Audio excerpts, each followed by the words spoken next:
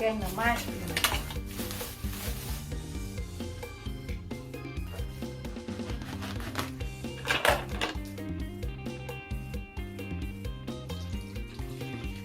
ำไม่ได้ก่อน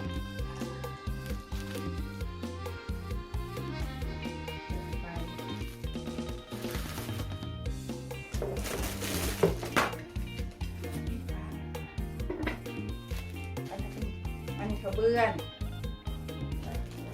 เพชรใส่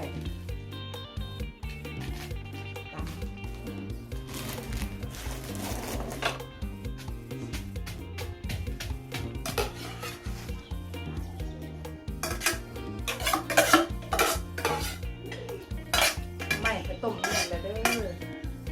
ต้มเนี่ยแล้วมาแกงโลดใส่กะปิ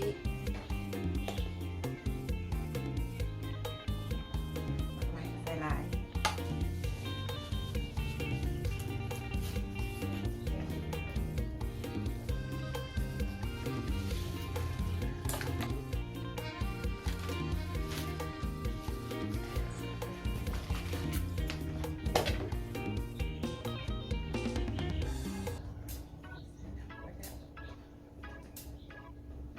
ปลาแดก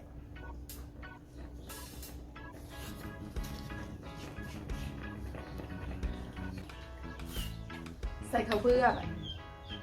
ใส่ข้าวเบื้อง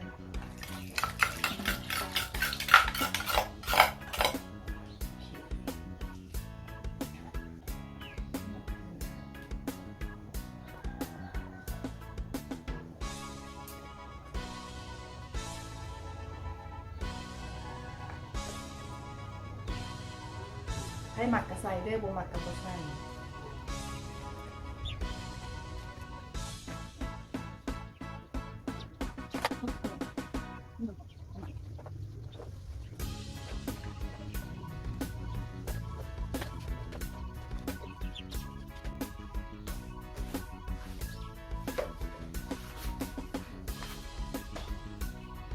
ปักเสียบใหม่เลย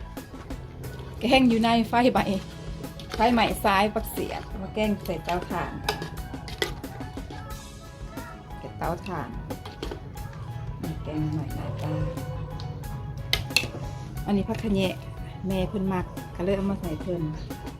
อันนี้ผักขะแยงแนวลูกมักก็เลยให้ลูกใส่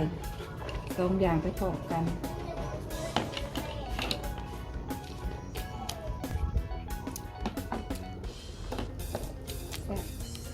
แซ่บหลายใส่เม็ดก็